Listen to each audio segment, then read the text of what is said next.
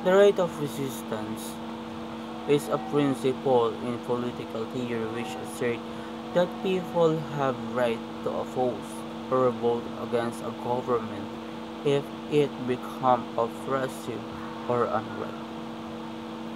Then kapag ang isang gobyerno ay hindi na nakapagtataguyod ng kapakanan ng mamamayan o sila na lamang ay nagsasagawa ng mga aksyon na labag sa kanilang karapatan, ay may karapatan ang mga tao na mag-revolt, mag-resist, or mag-alsa laban sa kanila. Ang konseptong ito ay may matibay na base sa kasaysayan at sa batas at madalas itong pinag-uusapan sa kontekstong demokrasya at human rights.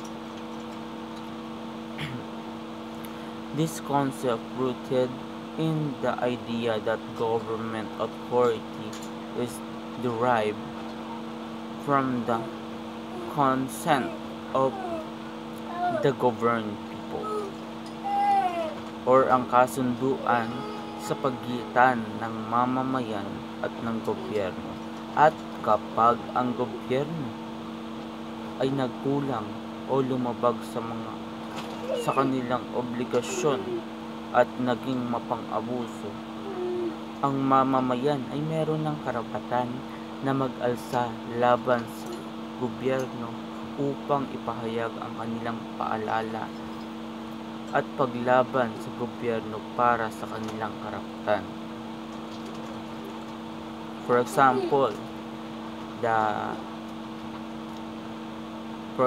o yung halimbawa ng mga ito ay ang American Revolt and French Revolt na naging mahalagang bahagi ang right of resistance sa kanilang pag-aalsa upang mapaglaban nila ang kanilang karapatan at kalayaan laban sa gobyerno may hawak sa kanila.